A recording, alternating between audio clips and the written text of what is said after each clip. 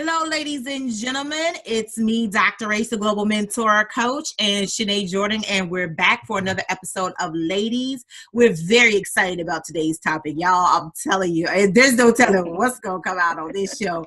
But today we're talking about our mouths. We have to watch what we say. And man, we're just going to get into it because... Listen, we tend to be a little mouthy, ladies, and I don't care what color you are. We tend to be a little mouthy. We can be a little slick with it, you know. Sometimes we can be so smooth and slick with it, folks don't even know they've been told off, or don't even know they've been insulted, or they don't even know they've been checked. They don't even know the petty has been unleashed. So, we're going to get into this whole topic today about watching what we say. One of the things I have always said, it's not so much what you say, is how you say what you say. But in truth, it might be a combination of both. It's sometimes what you're saying is the truth, but how you say it, baby, it can really prevent someone from receiving what you have to say or what you are saying, even though what you are saying is truth. So, that's my spiel on why it's important to watch what you say. So, Shena, I'm going to ask you the bomb question here. And, has your mouth ever gotten you into trouble? Oh, yes. I told y'all this going to be good. Ain't no telling what's coming out today, but this is going to be good. Oh, my goodness. Yes. Has it like that? When hasn't it? I should say sometimes. Because,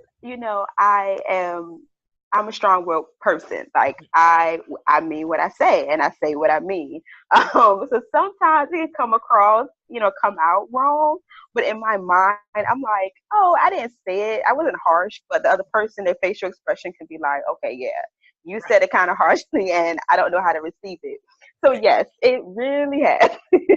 Sometimes it plays out differently in your mind. In your mind, you're thinking, you know what? This is what I want to say to you, and this is da da da da da da. But in reality, listen. I'm about sick of this right here because I done told you like 90 times, and I ain't trying to da da da da da da. So you can see the difference between what's in your mind and how and what comes out, life, and how it comes out. I'm very I'm a direct communicator. I'm just it's no sugarcoating. My niece, I had a Facebook memory, and my niece said, I'm not a sugarcoating person. If you want sugarcoating, go eat a donut. So we're just direct, and that's all. I've come up in a family of people who are just direct communicators. Boom, here it is. It's because sometimes sugarcoating, you're hurting the person. You're not helping you. It's enabling. So I'm more of a direct person. Her mom is my balance. Yeah. Because she's going to come back with the woo, woo, woo. She's going to come back and just rub on you and love you. Okay? Yeah, it's okay. Doesn't mean that I don't love you, but this is it. I don't know what else to tell you. Like, because I don't like having to constantly explain myself and keep saying it over and over. And I'm not going to do that. Now, can she be wrong? Now, when her mom is wrong, it's bad. It's pretty bad. It ain't got bad. When she raises her voice, her volume level, I'm like, somebody done made her mad. What y'all do? Because that's not her temperament. That's not her personality. That's not how she communicates. Her sister is the same way. Her sister is direct, but she direct on the slide tip. You don't even know she's direct because it's just like she's so nonchalant with it, and she'll keep doing what she's doing, won't skip a beat on what she's doing, say what she got to say, and still it's like, wait, did you just throw shade if you don't even know? So A lot of the way we communicate has to do with our personalities. It also has to do with how we, the environments that we grow up in. That doesn't make it okay. The other thing is we have to be careful of where we are. Yeah. Yeah. With what we say. Sometimes there's a time and a place for everything. I mean, it's okay to voice your opinion. I'm very opinionated. Same here. If I don't like something, especially injustice, I hate injustice. I'm gonna speak up. It's something probably that I need to work on. But for right now, if it's wrong, if it's out of order, I'm gonna say something. Especially when it comes to friends and people I care about, and especially, people come to me for advice and this, that, the third. If I done told you 2 times before, the third time, I ain't finna be nice. I'm gonna listen. I already told you. Okay. You need to do, you know what I mean? Sometimes you can be direct and nice. And I'll say, hey, this is what you need to do. Boom, boom, boom, boom, boom, boom, boom. Okay. If I say that 2 times like that, and you don't get it, and I need to say, listen, you need to do boom, boom, boom, boom, and that boom, boom, boom hasn't changed, but my tone had to change for you to get it and for you to do it. That's frustrating. Just get it right first time. Right. So a lot of times it's a matter of, the situation is sometimes we can get frustrated. It's like, come on. I know my mom's got me in trouble lots of time. You just eat it. You learn from it. And I'm way better than what I used to be, because I'm not as outspoken now as I used to be. Trust me. And people are like, oh, no. See, I'm the opposite. Yeah. I'm a little bit more mild and tame now. I don't all the time. I used to be like, whatever.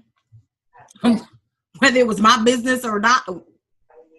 So, you learn and you grow, and, you kind of navigate those waters a little bit. But man, I don't think there's a time when any of us have, any of our mouths have not gotten us into trouble. I'm grateful that my mouth hasn't gotten me into the trouble that I've have to be arrested or got into a physical altercation or anything like that. But, sometimes it's cost me relationships. And, at the time that was devastating, but now it's just like, okay.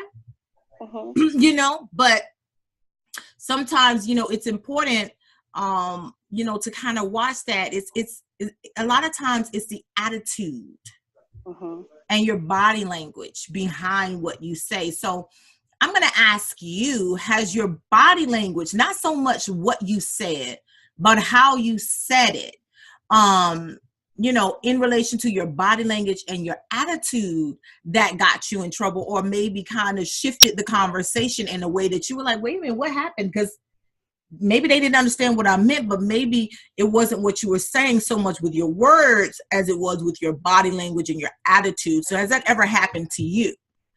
Yes, it definitely has happened. Before I answer that question, can I piggyback on why you about why it's important to watch what you say, or how's your mouth?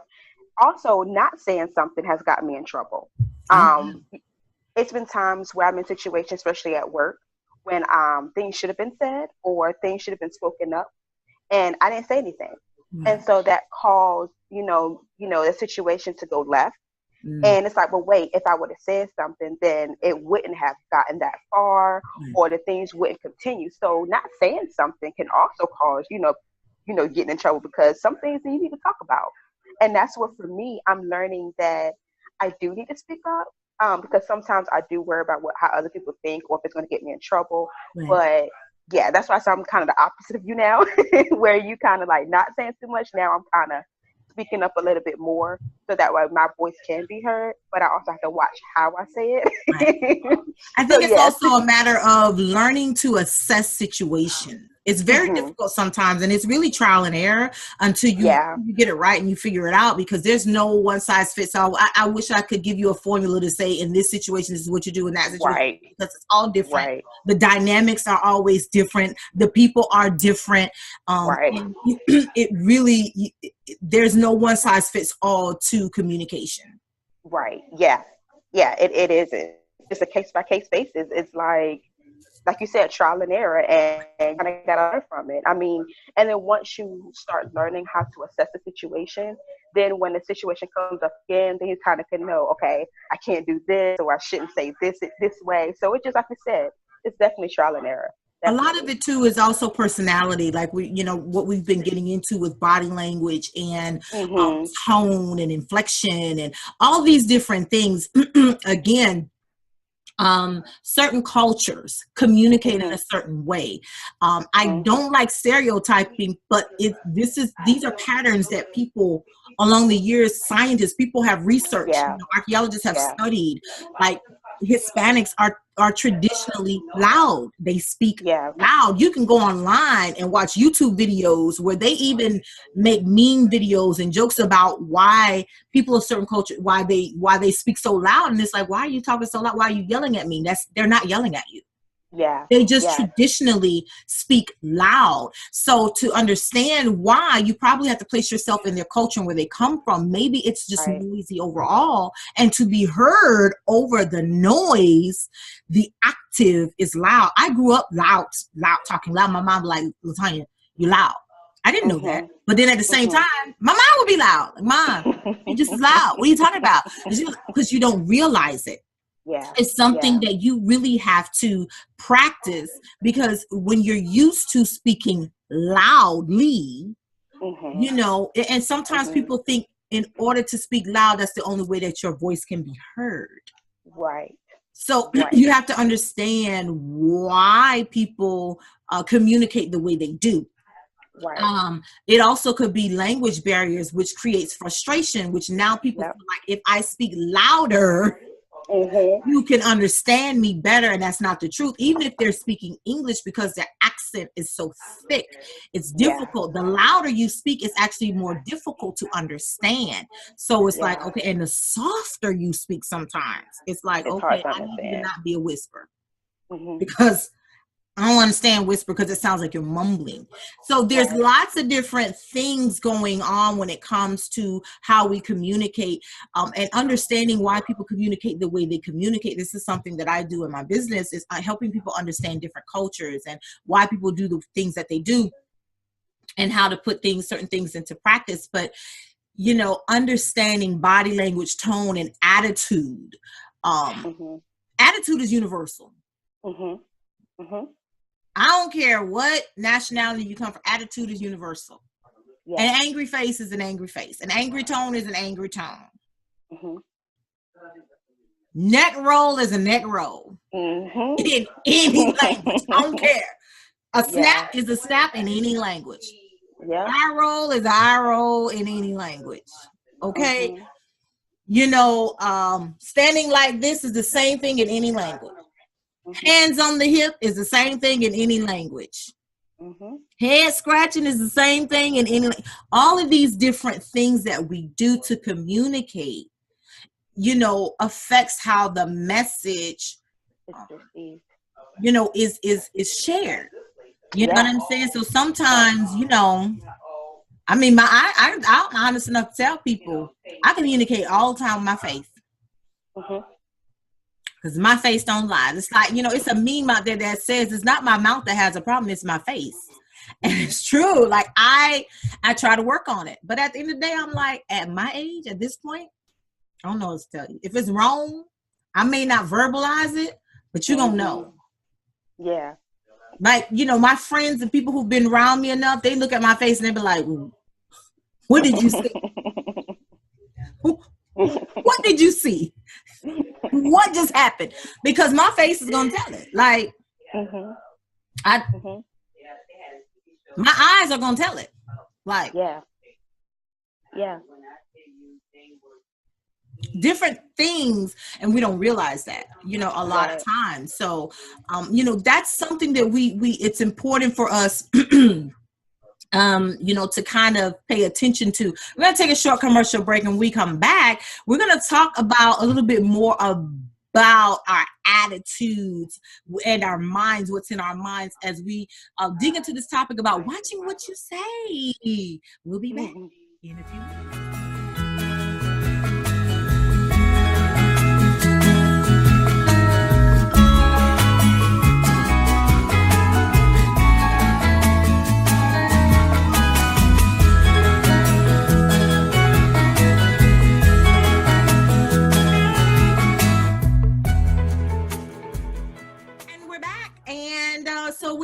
talking about watching what you say. This is a man. I love this topic. It's really good.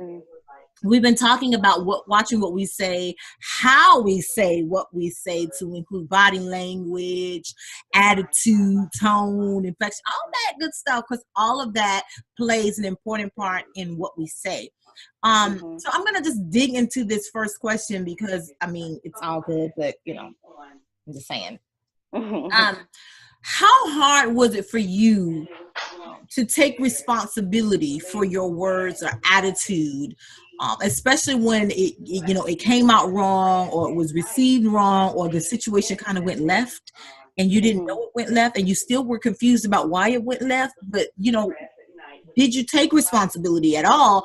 But also, if you did start to take responsibility, how hard was it for you to do that? Oh, it's definitely hard. Well, it was definitely hard. Now I am working on that because it did cause a lot of issues, especially my relationships, friendships, work-related issues. Because when you're passionate about something, when you're passionate about what you're talking about, and you want the other person to receive it, or you just want them to understand where you're coming from, you tend to have like a little attitude, and that attitude for you as a person that's talking about it is passion. It's like, I want you to understand where I'm coming from. Just listen to me. Just hear what I have to say and accept what I have to say. And when the other person doesn't, it's like you get a little attitude. You get offended. You just get in defense mode. It's like, well, why don't you understand what I'm saying? I understand what you're saying. It just goes left. Or where you are saying what you have to say, and the other person is just like nonchalant about it. It's like, okay, but wait, I just apologized, or I said certain things, like whatever the conversation goes, the other person isn't receiving it like you want them to. So, it's hard. It's definitely hard, but you have to come to a point where it's like, okay, what did I say? How did I say it? And what did my body language match what I said? If I'm saying, okay, you know what, I'm sorry. Okay, my word said I'm sorry, but if I'm just like, okay, I'm sorry, if I'm doing a little hand motion, or if I'm just like sitting back, it's like, okay, you're not sorry. And I'm like, yes, I am. I just said I'm sorry. You see how the tone changed, and see how my hands. But if you're like, you know what, I'm sorry. I messed up. I'm really sorry. The way my eyes just kind of drooped a little bit, and I looked sincere. It matched what I said. So yeah, it's hard. I mean, it's hard, but if you care about what you're saying and you want what you are saying to get across to the other person, then you have to kind of match. Even if it's hard, you still kind of got to set yourself aside and say, you know what, let me just calm down, take a breath, and just say what I have to say, but also make sure that my body language matches, so that way there's no confusion. Right. But yeah, it's hard. I think you make a valid point too about when you do the apology, and the body language, the tone and inflection. I want to take it a step further. One of the things I did, and I still do, is I asked the other person for feedback on what is it about what I said that didn't come across correctly. Because it's okay. You're not explaining yourself. You're trying to get better about being an effective communicator. So you have to understand from the other person's point of view. Maybe they were just bent on not understanding you in the first place. At that point, it's not about you. And it's okay. Respect the fact that the other person chooses to not want to understand your point of view. Yeah. So it's sometimes it may be that the other person just don't want to accept what you have to say. They don't want to hear it. And that's okay. You just have to position yourself to where you respect the fact that, okay. Yeah. So the next time they come around, though, I don't have nothing for you. Yeah. But you knew, no. Because I have found when I communicate with you, you've chosen to not receive what I have to say. You've chosen to not want to accept my point of view. So why do I need to continue to communicate with you when you already tuned me out? Right. So a lot of times you could be just as nice. You can have the right tone, right body language and everything, but the other person just totally tuning you out because they don't care. They don't want to hear it. So sometimes asking for that feedback and asking questions and digging a little bit deep will help you gain a better perspective on what's going on. Did it come out the way I played it out in my mind? If it did, now let me get understanding. Let me better understand what just happened here. Was it me or was it the person who was receiving the information? Did they check out? Because if they checked out, maybe they checked out and proceed and jump back into the conversation and perceive the conversation wrong or judge the conversation wrongly because they were checked out for most of the conversation. And by the time they checked in, you were just at the peak of your passion. And it's like, well, why you got attitude? Why you going off? Wait a minute, did you not just miss the whole other 5-10 minutes that I've been talking? Yeah. So a lot of times it's a matter of, sometimes we have to probe and dig deep, but it is very difficult. And one of the things you can do to take responsibility for your words or attitude is to ask the other person questions to make sure that they understand what's going on. A lot of times it's also what's going through our minds, when we're communicating. That's very difficult. I know for me, again, how it plays out in my mind isn't always how it comes out. Why? Because in my mind, I'm not taking into account external factors. Yeah. If that makes sense. You know what I'm saying? I'm not taking into account that you're going to be on the phone. I'm not taking into account that somebody else is going to walk up or, interject into the conversation. I'm not taking into account, it's hot or, whatever the case may be, or this person may be having a bad day and I don't know. Right. You know what I mean? Right. So a lot of times the way things play out in our minds isn't the way it comes to life because we don't have all of the information about what could affect interference.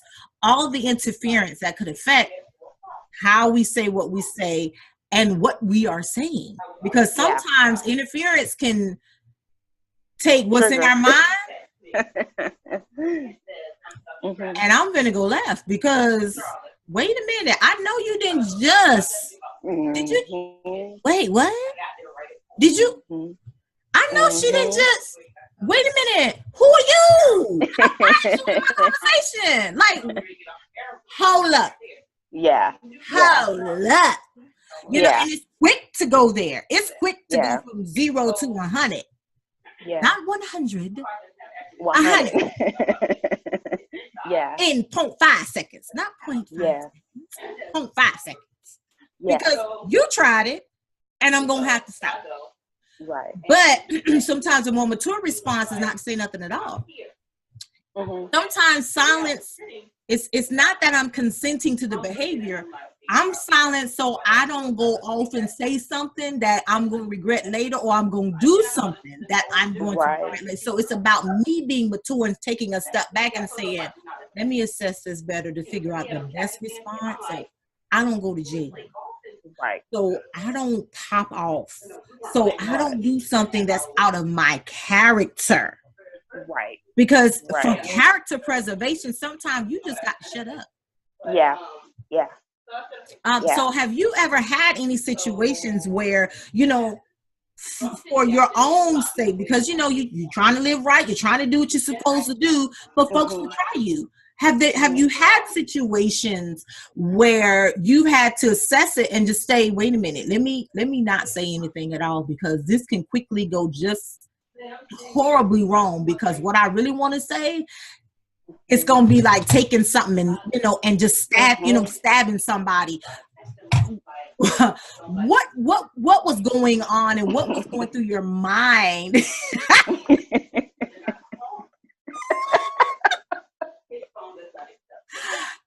At the time, and, you know, what did you end up doing?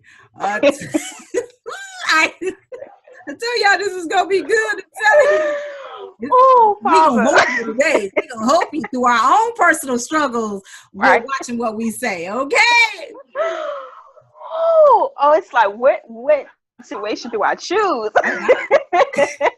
because I've had several where personal and it's at work. I mean, it's different situations, Right. but it all boils down to where I wanted to just go off. I'm not gonna lie. It could have been something that they said. It could have been something they didn't say. Mm-hmm. It just, but in my mind, I'm just like, okay, wait a minute. Let me. At one time, I had a conversation with my friend. For example, my best friend, we got into a heated conversation. And I didn't know how. It started off good, but then it kind of start shifting and veering off, and then it kind of just went left. And I'm just like, wait. Like after I thought about it, I was like, well, how did it get from over here to all the way over here? Like Right. I didn't know.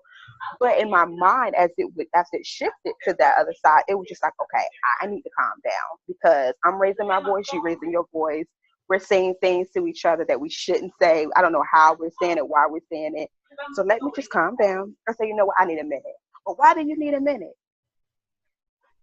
I need a minute. Let me just get myself together. Because at this point, I want to cuss you out more than what I already did. already did, where I may regret some things Right. that I say out of anger and Mm-hmm. frustration, and I don't mean it. And you can't take back words. It doesn't matter how many sorries, you Right. can't unhear what you heard. Right. You just can't. And so it's like, let me just, okay, well, you take your man, you come back to me when you want to talk. Okay, so now I don't want to talk anymore because now when I tell you I need a moment, now you're like, you don't want me to take my moment, but you give me my moment because I said something. Right. So it goes back to how you say it, what you say. And I believe it was because she was in feelings. So it was just, yeah, it was a mess. So I ended up taking my moment. But when we came back, in that moment, we came back, it was like, you know what, I'm sorry. She was like, I'm sorry. I realized what I said. I was upset. Right. And then we like, well, how did it get to this? And Right. she was like, well, maybe when you said this, and maybe when I said this, that's how I applied it. And it was just like, okay. Right. So, yeah. And sometimes when the other person is antagonizing you, making it hmm worse, um, Yeah. it could have even easily escalated into a physical altercation. Yeah. The It more the could have. person antagonizes you, and it shows a great deal of maturity to be able to step away from something that's heated, to step Yeah. away to say, okay, we need a break because even if we don't understand, it doesn't matter.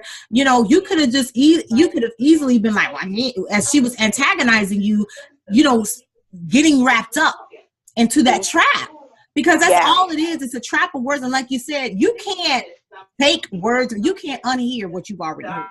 You So a lot can't. of times, it is better to step away, Yeah. to de-escalate a toxic situation rather than staying in a toxic situation, which would lead to a toxic relationship. Watch that show, by the way. And Yeah. you want to make sure that sometimes what we say leads to toxic situations, which ends up in toxic relationships because now toxic conversations become the norm mhm. Mhm. when it shouldn't be. Step away, preserve your own character.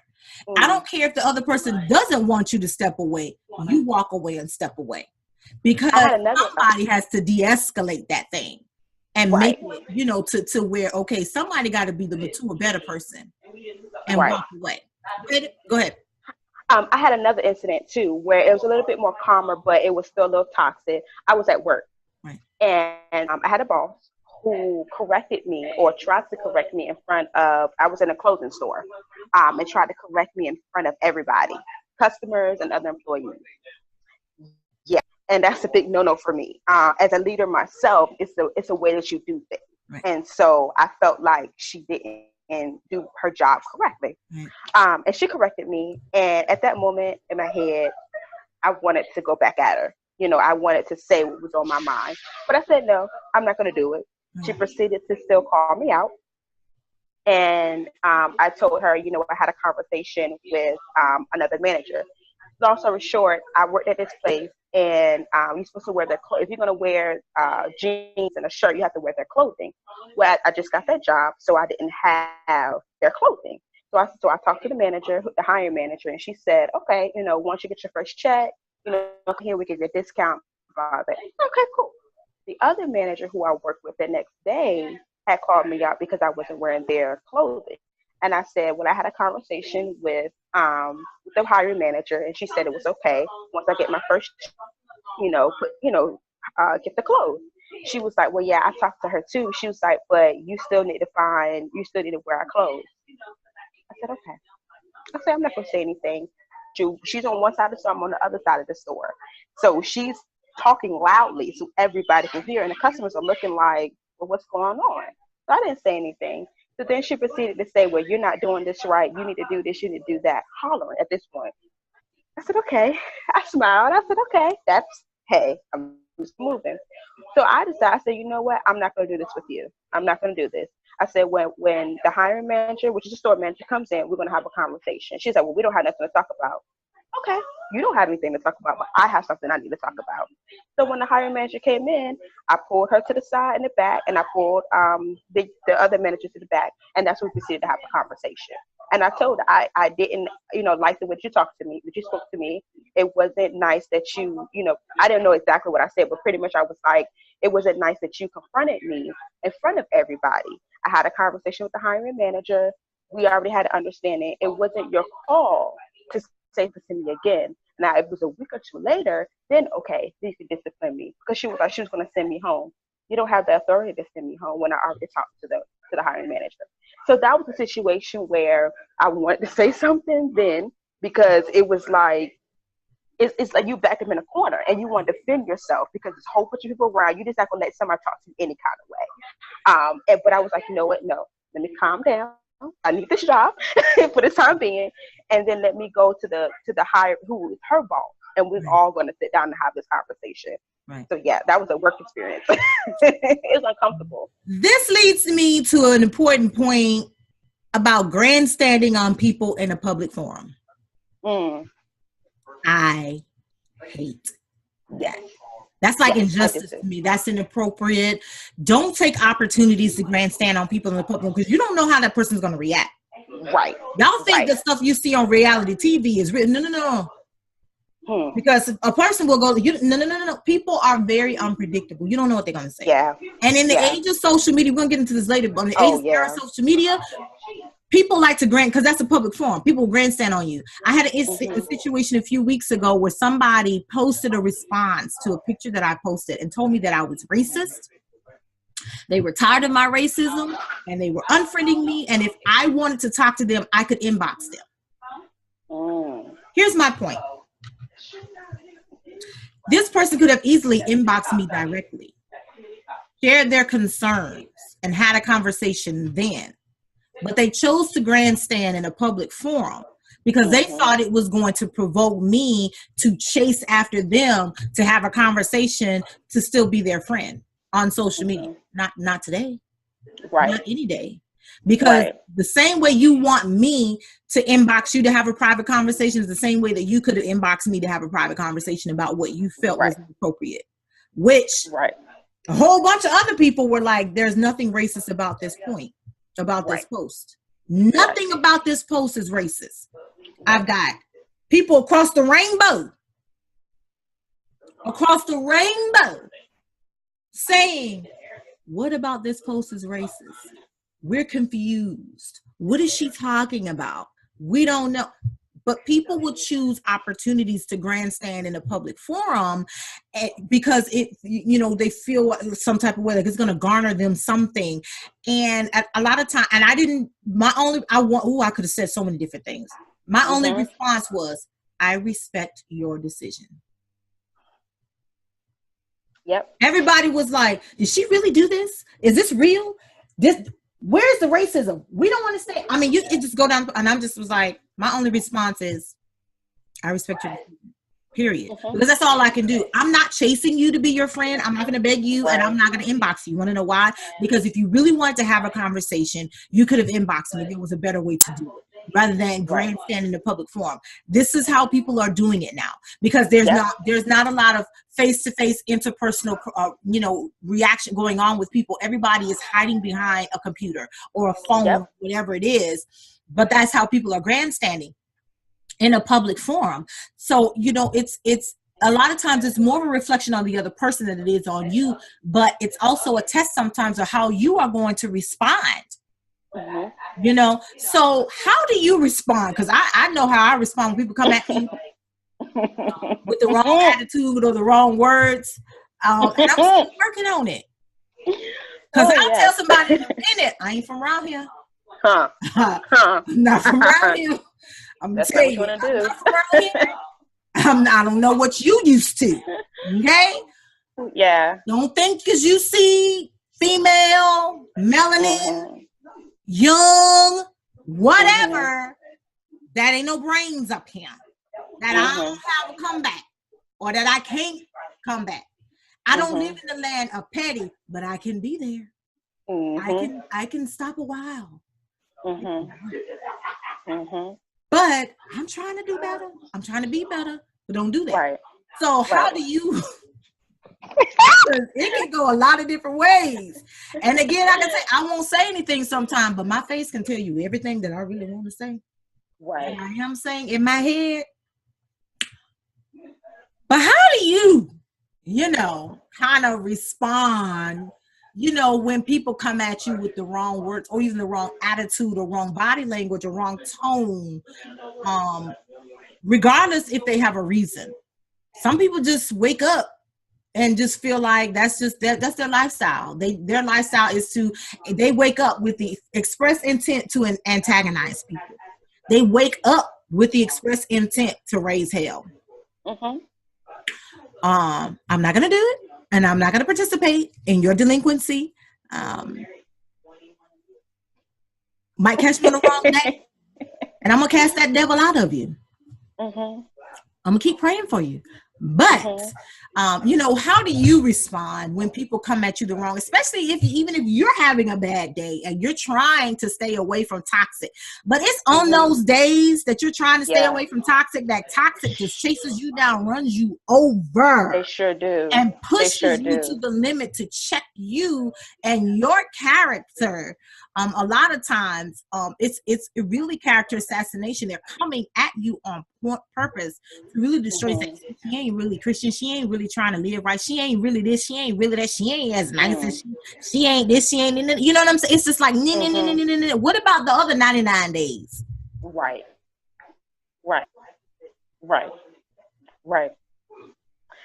Yeah. I do tend to respond. I'm not gonna lie. I do because it's I have to. You don't have to, but I have to.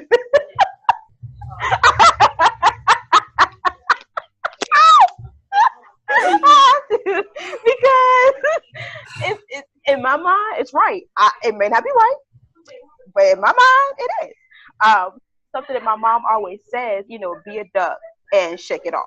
And in certain situations, I can't just shake it off. You know, it's like, okay, I can't shake this off.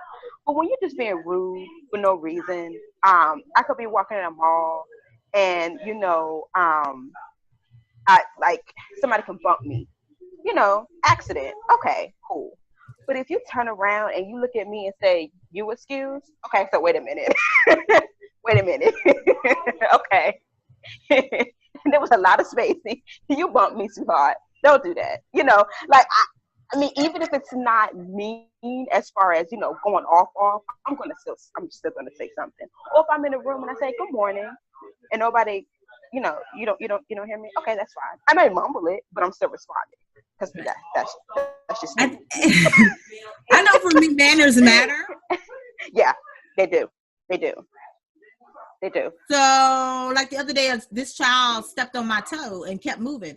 Excuse me. Is excuse me not in your vocabulary? Because you just stepped on my foot. Right. Ouch. That hurt. Yeah. Because it's a matter of discipline and teaching people, you know, okay, if you're not going to honor somebody else's space, but the whole body language of this child was toxic. Like everything about him was toxic. So he was very different from his brother, because I saw when his brother came in with his mother. And so when they came in to get their seat to dine, just his whole, I was like, okay, I'm going to pray for this child, because right now the trouble is all over him. Like this is nothing but walking trouble. Yeah. Like everything about his body language was, you're going to grow up to be a bully if you're not already bullying other people. Right. Yeah. Because you can see by his demeanor and his attitude and everything. And she's just oblivious, like, because you're not checking it. But you know, it's okay to, you know, it's one thing to be confident in who you are and understanding that, you know, this is my, it's another when you're interfering in somebody else's space. If you're in my personal bubble, let me tell you, especially in the grocery store, I can't stand that. I need you to get out of my wallet. Yeah. Yeah. Get out of my purse. I need you to get out of my transaction. You're in my bubble, and I won't go forward. Yeah. I'll look at the cashier and stand there and wait until you get away from me. If I can feel your body heat on my back, you're too close. And I'm going to say that. I often turn to the side to get more space. Don't inch up because you're in my space. I don't want, if I can feel you on my back, you're too close. Yeah. So a lot of times, you know, and if I'm uncomfortable, I'm going to tell you I'm uncomfortable. You're a little too close to me right now. Yeah. Especially men, and they don't pay attention to that.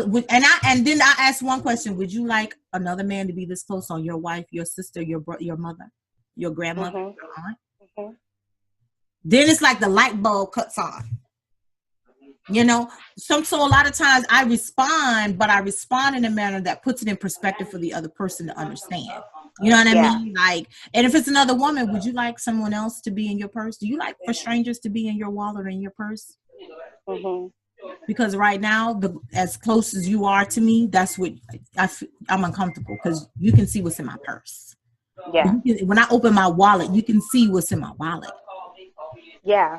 I had an incident. Yeah. I had an incident when I was in a grocery store one day, and the line, there was not a lot of lines that were open. And then another cashier said, hey, you know, I'm open, you know, come, you know, whoever is next can come.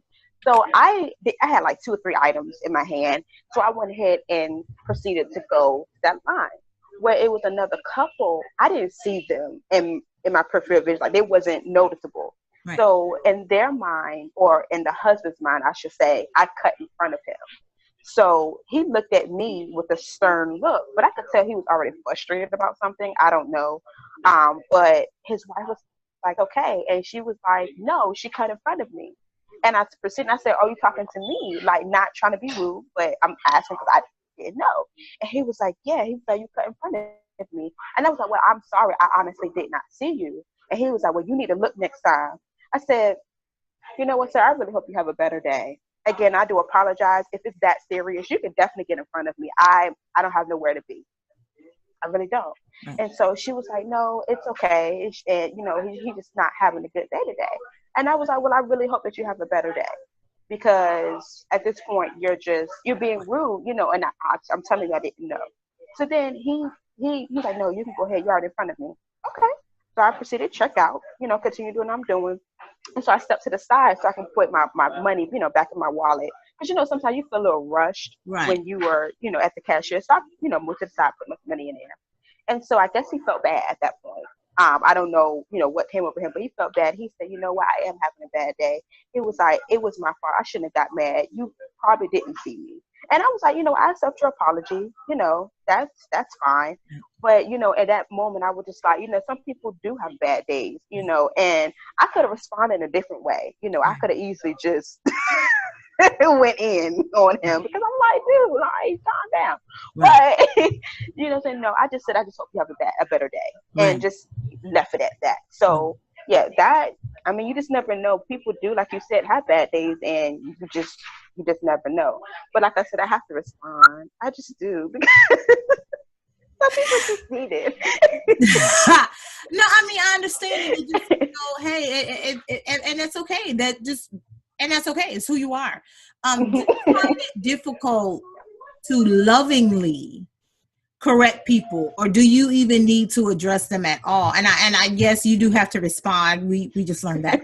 But do you find it difficult to correct people in a loving way, even when they're not lovable, or, you know, when they, you know, and sometimes it's hard. Like in this situation you just had, you know, you responded in a loving way, but sometimes it's not always easy to do that. Yeah. Sometimes folks They make it test you. real hard. Yeah. Yeah. Whew. And Yeah. family is up there with Yeah. it. Because sometimes they Yeah. feel like because they're family, it gives them carte blanche Mhm. to treat you any old kind of way. You just take it.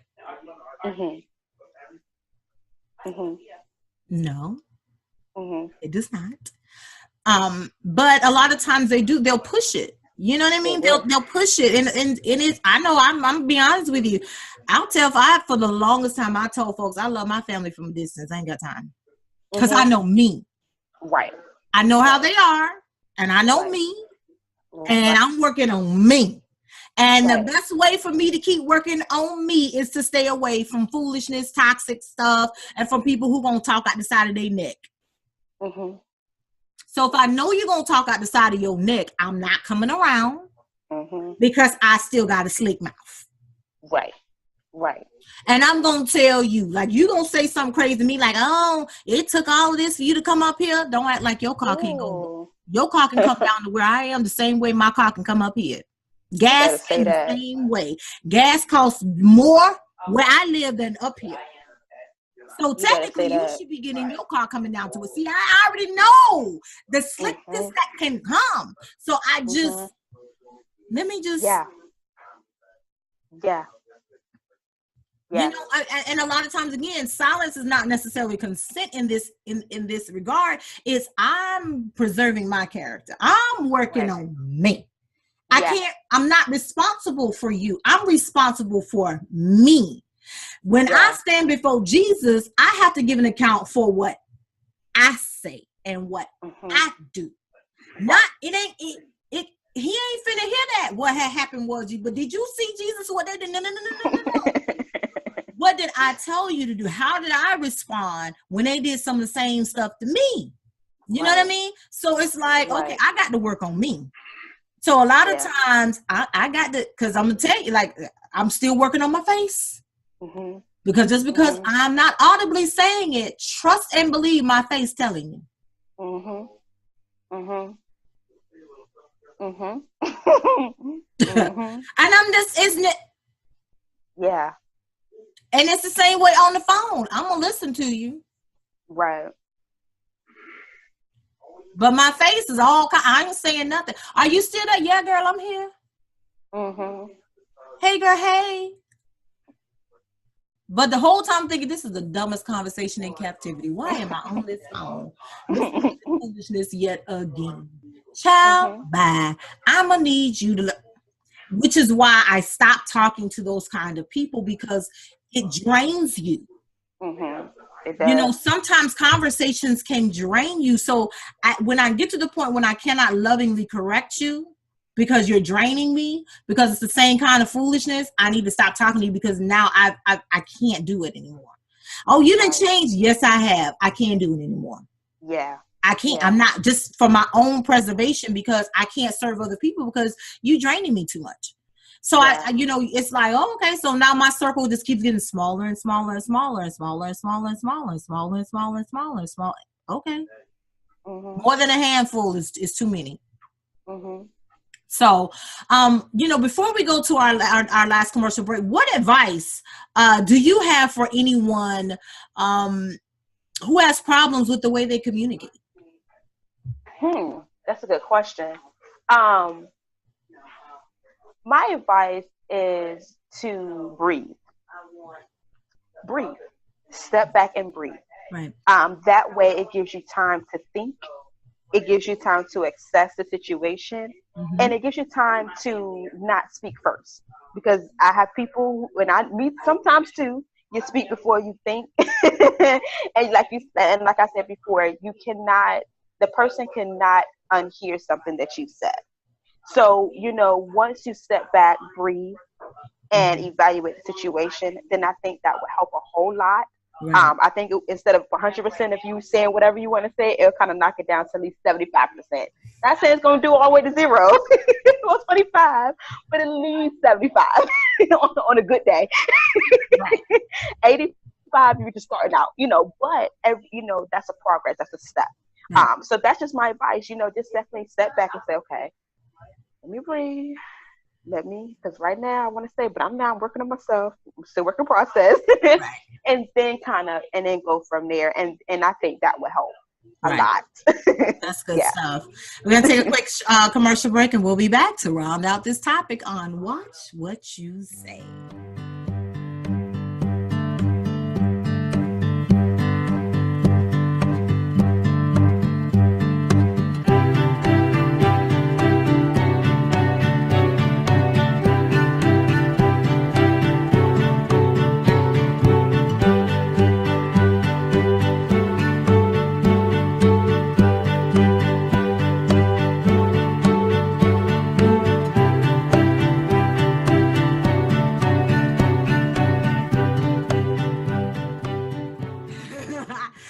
And we're back. We are laughing.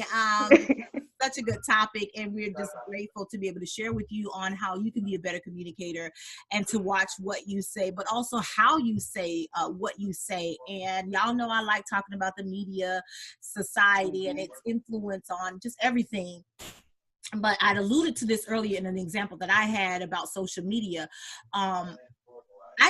I personally believe that, of course, it does affect and influence how we communicate. Everything we see really is impacting. It's really telling a vision. That's what television is about. It's really telling a vision. It's broadcasting a vision. Whether the media and society, they're broadcasting a vision of what things are like or what they want things to become like, and that's why it's important to watch what you watch. Because it does influence your behavior. So you have to protect what you watch, what you hear, because it does come out. But I personally think that they do negatively influence how people, especially women, communicate. Again, look at a lot of the reality shows, look at a lot of, some of the stuff that we see on social media, even on the personal videos that people post. A lot of times the message is good, but sometimes you can't get to the message because it's a lot of this. It's a lot of, and everything is the whole tone is negative. That is hard to receive what the person is saying, even though the message is good. I don't want to receive the toxic body language and the toxic tone because it will influence how I communicate my own messages. So, what are your thoughts on what experiences? I've already shared one of my experiences and how I responded, but what are some of your experiences with media and even society as a whole on how, on their influence on how we communicate, especially women? Again, I've already talked about reality shows and my personal experience with people online. But what have been some of your experiences on how media or society or both are influencing the way we communicate? Oh wow, I agree, it's negative. I really do. It's you post one thing and then people, here come the peanut gallery. Everybody got something to say. Yeah. Everybody. It don't matter what it is, good, bad, thumbs up, thumbs down. Well, I don't think you should have said it this way, or I don't think this should have been done. It's always something. Right. Me personally, I don't post a lot on Facebook. I just don't. Right. Sometimes the things that I do want to say, I don't say because I don't have time for that. I Right. don't have time for people to come. It's my page. If you don't like it, there's that good old unfollow Yep. Yep. button, at the corner. Like this, I don't have time for it. Right. But I do look at comments. I do read comments. Right. I look at for for comedy. And I also look at it for just information. I love to know how people think, what people say, what they think about a particular topic. And a lot of times it's negative. Right now it's a lot of racism that's going on. There's still been always been going on, but now it's out there more. So like you said before, in your situation, everybody thinks everything is racist. No, it's not always like that. I mean, in some situations, yes, it is. But some things it's like I don't see how you got that. And they're just, the comments just keep going and going and going. And I'm just like, see, this is why people think that they can say anything and everything because, like you said, they are hiding behind a computer. It's like it's easy for me to stand behind a computer and do this and type. It's easy for me to be on my phone and type because I don't have to worry about confronting that person. I don't have to worry about owning up to what I said. And I don't have to, state facts or, I don't have to worry about all of that. And I think it's teaching our generation now that you can say whatever you want to say. Even when I go to a job interview or go to jobs, I can say whatever I want to say. When I'm talking to my family, my mother, my father, whoever, my guardian, I can say whatever I want to say. I can go on social media and rant.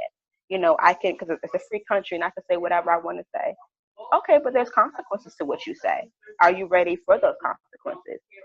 So, I mean, me personally, I haven't had a personal experience. Because like I said, I don't post on social media, but I do see the negative impact on how people talk to each other.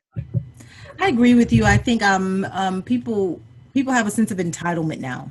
They can just do whatever they want to do, but when they're face to face, it's like have no way of knowing where to begin a conversation, because again, you're too busy hiding behind that keyboard, hiding behind that phone, hiding behind. But when you get in front of someone, you can't hold a conversation to save your life. Right. Very intimidating, because now you're feeling the other person's energy.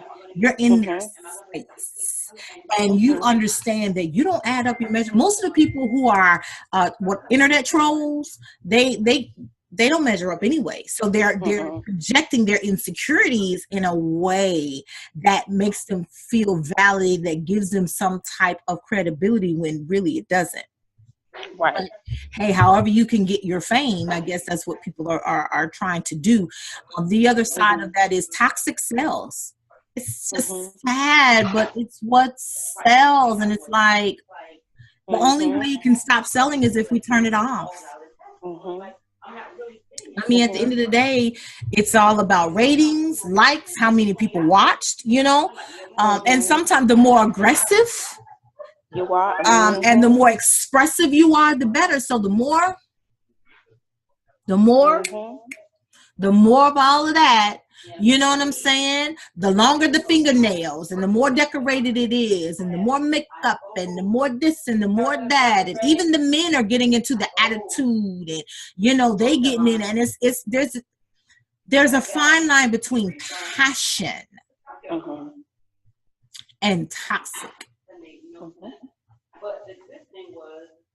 So, I think if we turn it off, stop liking it, stop sharing it, stop, reposting. Now, if it has a good message to it, like sometimes, and some of it is just so much foul language, I can't even share it because I can't get through the language, but sometimes you just stop, just turn it off. Like, I'm the queen of cartoons. I will keep a cartoon on all day. Right now, Stars has James Bond. Oh man, every time James Bond is on, I'm watching James Bond. Like, if it's somebody good on Christian programming, I'm gonna watch it. War Room, come on, I'm watching War Room. Like, I don't watch the news. I know people are like, well, you need to stay informed. It's too much staying informed right now. Like, I know enough to know what's going on to be able to go to Jesus and say, okay, you know what's going on this earth. You saw this. But because it's so much. But my question to you is the media and society to blame? Because at some point we have to take responsibility for ourselves. It's, I think people taking responsibility for themselves, it's not something that's portrayed regularly across media channels. And when it is, it has low ratings. They don't have they don't have a lot of likes and views, So, it's like, okay, are they to blame? Meh. Yeah. What do you think? I think it's how you look at it. Right. Honestly, I think it's your own perception of it. Some people say, yeah, social media is to blame, because if there was no social media, then how can people have that outlet? How can you see that type of stuff or hear that type of stuff? Right. And some people can say no, because you have to be on social media to voice your opinion. Right. It's coming out of your own mouth. So for me, I'm in that middle. I'm definitely in that middle, because for me, I don't post a lot of stuff, but I do voice my opinion another way. So Yeah, I don't know. I mean, society maybe more than the media, I should say, because there's a lot of things that's going on in a society. So people feel they feel like they should speak up and they should say things. But again, that social media is where they can express it. You know, it's like, okay, it's in my mind, but here it is. I can actually say what I want to say, and I have people that will agree with me, and I have people that won't agree with me. But the people that agree with me are the ones that will help me to continue to say what I need to say out versus the people that don't agree with me. So I'm just kind of in the middle with it. I agree with you. I think here's the thing. Do y'all think Facebook would be worth $435 billion if folks weren't on there? Oh no. When Facebook bought Instagram, it was worth 58 billion. Mm. As of April 30th of this year, is worth 435 billion. In April of 2016, it was worth 350 billion. Mm-hmm. It's worth now. That's like a valuation. Mm-hmm. So you're telling me that when it bought Instagram, it was worth 58 billion. Somebody's numbers is wrong anyway, by the way, but and now it's worth 435 billion. You think it really would be worth, first of all, forget the 435 billion. Would it really have been worth 58 billion if folks weren't on there using it? Mm-mm. So if folks aren't using social media, Yeah. so do we have the power? Yeah, we do. Mm-hmm. We take responsibility for what's happening out there. And I'm just using Facebook and Instagram because Facebook now owns Instagram. I'm just using that because it's one of the largest out there next to Twitter. You know, because there are some people who will only do Twitter. Mm-hmm. You know, some folks will only do Twitter, and that's okay. You know what I mean? Mm-hmm. Yeah. But I think like Twitter's valuation is like 12.6 billion. Now that's nothing compared to, you know, Facebook, but you know, Snapchat is like 20 billion. Mm-hmm. If people aren't using these platforms, Mm-hmm. It wouldn't be worth that much. okay, if people wouldn't be getting paid through them, because a lot of people get paid from YouTube videos. Mm-hmm. Google as a whole is worth like 400 billion and counting. I think like this was like in 2014. Google was worth 400 billion, and YouTube was like between 26 and 40 billion. Mm. Wow. I think, let me see. I'm just out here looking. I think in 2015, YouTube was up to 70 billion. And if y'all don't know, YouTube is a Google product. Just some of y'all be using stuff, don't even know, but it is still Google. But I mean, come on. Google overpaid YouTube by 1 billion back in 2009. As of 2016, YouTube might have been worth 90 billion or more. And they're paying people out through it. So let me ask y'all something. So if these platforms didn't have any leverage, you think they would be worth that much? Mm-mm. But the stocks keep rising because people keep liking and sharing and building their followership. So we're creating a followership of people who like toxic, aggressive, overly aggressive stuff. That's the bottom line. So I don't know. Can we shift the narrative? So the new norm is not aggressive or expressive speech and body language, but rather speech and body language that is respectful yet effective. But do you think they would still have, you think that they would still be worth all of that if it changed? And there it is. And there it is. It boils down to money. It boils Mhm. down to what sells. It boils down to Mhm. who's going to get the most likes and how is this going to get my viewership up. And because if the more Right. people who view, then they going to pay me and all of this other kind. And that's fine. Listen, I'm not knocking somebody's come up. Not, Yeah. Right. Right. but Right. Right. Yeah. What what's it sells? doing to us? It's degrading society. And let me tell you something. All it does, to be honest, a lot of this pushes the angry black woman narrative.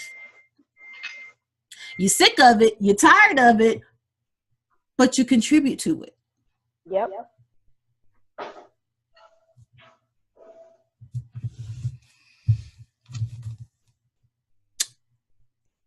Yeah. I mean, that's what's really happening here. So really have enjoyed this topic today on Watch What You Say, because like I said, I'm still a work in progress. I might not say nothing, but my face is saying it all. And a lot of times, sometimes to preserve my own character and because I'm working on me, I either don't get involved in certain situations or conversations, or I step away. Like Shena said, a good way to preserve yourself and to help de-escalate situations is to breathe and sometimes step away, and regroup. Sometimes you just got to reevaluate where you are and what you're saying and what you're doing and everything, all the interference that's going on. That includes the other person, their body language, their tone, their attitude, anybody on the outside looking in, that's chiming in, that's instigating the situation. All of these different things are important to communication. What we say and how we say what we say matters. It matters. And at the end of the day, we just have to keep plugging away at being better versions of ourselves. And sometimes what we want to say isn't the best, or it's not the right time. Right. Sometimes this stuff I want to say that is just, what, this isn't the right time. I might really want to say it right now. Like, I'm busting at the gut. I'm like, oh, my seams is about to, oh, Jesus, I need new stitches. Because I want to say it right now, but it's not the right time. Right. And it takes maturity and discipline to hold your peace. It's like that old gospel, to hold my mule. You got to hold your peace. And if necessary, sometimes write it down. Like, sometimes I'm on the phone and I want to say something, but the person needs to get it out. Just, you know what? Let me just write it down. So sometimes I do, depending on who I'm talking to, I have a pad and pencil. I mean, it sounds crazy, but I do. Right. And write it down. And it may not be for that conversation that time. Or maybe, hey, just let that person get it out, because you could be affecting their thought process. Because sometimes people work through things on their own. They just need to talk it out. It's not always meant for you to respond. Yeah. And when the time for you to respond comes, then respond, but don't interrupt that person's flow. And that takes discipline. So again, I've gotten to where I'm learning to, if I have something about a certain point, I'll write it down. Yes, that affects me listening to what the rest of they have to say, but I would rather capture that thought down and then ask them, okay, tell me again what you just said. And then eventually they'll be like, why do you keep doing that? Because I'm trying not to interrupt you. So I'm writing down points that I want to say, or, questions that I want to ask that will help you work through this, or to bring about better understanding, so I can give you the best advice rather than my opinion. Because my opinion is this, but I want to be able to give you the right kind of advice. I might still share my opinion, and my opinion may conflict with the advice I'm about to give you, but I'm still want to make sure that the advice I give you is the right or the best advice, given the information I have. Because if there's gaps in the information I have, or I'm not clear about something, the advice I give you could be wrong because it's based off of flawed information. See, it takes discipline and maturity to get to that point to where you're not interrupting people, or, you're not contributing to the toxicity of the conversation.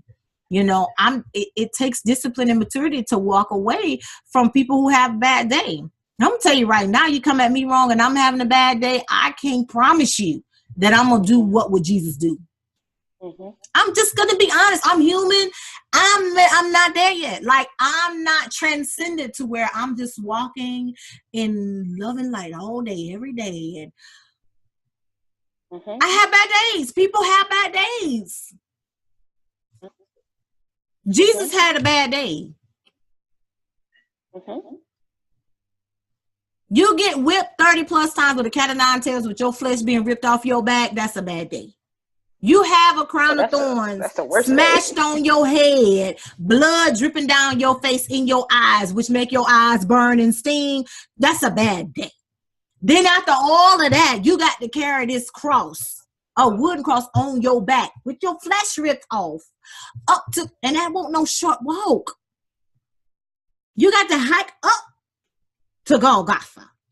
That's a bad day. And then have them nails in your hands. Really was his wrists and his ankles, but and your feet. That's a bad day, people. And then get strung up between two criminals, a thief and a murderer, and having a conversation. You think them folks won't drain in him talk pulling on that anointing? That's a bad day. That's a bad day. That's a bad day. You thirsty, and instead of them giving you water, they give you this vinegar, whatever. On a nasty sponge, because you know that sponge won't clean. That's a bad day. Then when you died, it ain't enough that you dead. They just gonna stab you in the side to make sure you dead. That's a bad day. But in all of that, what Jesus do? I can tell you right now, I would have probably been like Peter. I don't know the mean word. I don't know the man. I don't know. I've probably been like Peter. I don't know what I would have done. I can tell you right now, I wouldn't have been Jesus. That's why we ain't him. We're not always gonna do what Jesus did. He was the ultimate example. That was a bad day. Okay, thank God we ain't getting whipped with a cat of nine tails. Thank God Jesus did go through that bad day, because otherwise folks like me and you, Gentiles, we wouldn't be able to. We still be every year killing bullocks and oxen and making sacrifices, and we still as Gentiles be on the outside. I'm glad Jesus had that bad day.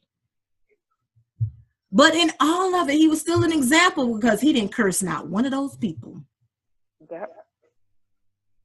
You get whipped. You probably trying to take the whip. How did that feel? Does that feel good to you? I'm getting at least 2 people, maybe 3. Right. Like,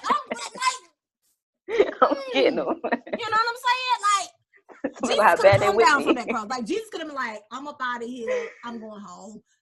Forget all y'all. But he didn't do that. He had a bad day. And even in the midst of that bad day, look at how he communicated with everybody. He still had love in his heart. Yeah. For everybody, every single person who did wrong by him, he still had love in his heart. Right. I ain't there yet. I'm gonna tell you right now, I ain't there yet. Okay. Nah. You spit on me. You take my clothes, rip my clothes, and try to steal my stuff. You listen, spit I'm alone. Not there. So I'm gonna tell you right now, I can't promise you that I'm gonna do what Jesus would do, because I'm not there yet. I'm working on me, which is why a lot of times it's best to remove yourself from certain toxic situations. Breathe, take a step back, get away from that environment, and then come back and say, okay, let's evaluate what happened, because I need to understand. In all my getting, I need to get understanding so that I can be better. Even if you don't want to be better, I can't be responsible for you. But I want to be better. I don't want to go through this again. I want to be better. So I need to understand what happened. What did I do? And if I didn't do anything and you acknowledge that it was you, okay, cool, no problem. Now I know next time when I see this demeanor, I'm not going to engage in a live conversation. Because I can't be responsible for you. I can only be responsible for me. But that takes maturity. It takes time. It takes growth, and it takes discipline. And it all comes through practice, trial and error. Keep practicing, keep working at it. But it matters when you say, I'm telling y'all, what you say matters. You have to watch what you say. You not only have to watch what you say, but you have to watch how you say what you say. Right. So, Shena, do you have any closing remarks before we leave this awesome show? This was good. It was really good. No, honestly, you said it all. I mean, definitely you have to watch what you say. You definitely, just have to step back and just breathe. It's okay. Right. If you need to take a few moments, it's okay. That's your right to stop and think. Don't let anybody tell you otherwise. If they get an attitude, okay. But I need to make sure that I'm okay and that I don't say anything that out of character, that I don't say anything that will harm this conversation Right. and it make it go left when it does not need to go left. That's So right. stop, take a breath, Right. evaluate it, and then speak if you need to speak. If Right. you feel like, in that time that you take that breath and you step back that you don't need to say anything, okay, don't say nothing and Right. just keep it moving. Right. But yes, please watch what you say because we don't have bail money for everybody. Okay, we don't have bail money for everybody. Because I'm sorry, you're gonna be in there for a while. Y'all gonna be like Ghost on Power. Right, right. So No. yeah. Thank you. We appreciate you for tuning in to this episode of Lady Watch What You Say. We're very excited. I'm telling you, the next couple of shows are going to be awesome. Our next show, we're talking about financial mismanagement. We're going to help you get them finances right and get you on the right track and, kind of help you understand where a lot of your financial mismanagement originated. And then the show after that is going to be juicy, overcoming rejection. Yes. Very powerful show. Something we really, really want to get to the root of where rejection comes from, how you can overcome it, and to really be to have the fullness of the life that God created you to be. So we're really excited about the next couple of shows. I'm telling you, we got a lot of them lined up. We will be revisiting self-care. That's a 3-part series, so stay tuned for that as well. Thank you so much for tuning in for this episode of Ladies Season 2. Man, I'm telling you some good stuff here. Make sure you're following us on Facebook, Twitter, Instagram. Subscribe to our YouTube channel. Got some good stuff going. Got a cool spotlight of some people doing some great things. So stay tuned, stay connected. We're pretty excited about the content we're bringing to you. So until next time, remember to spread lots of love and light. See you next time. Bye. Bye.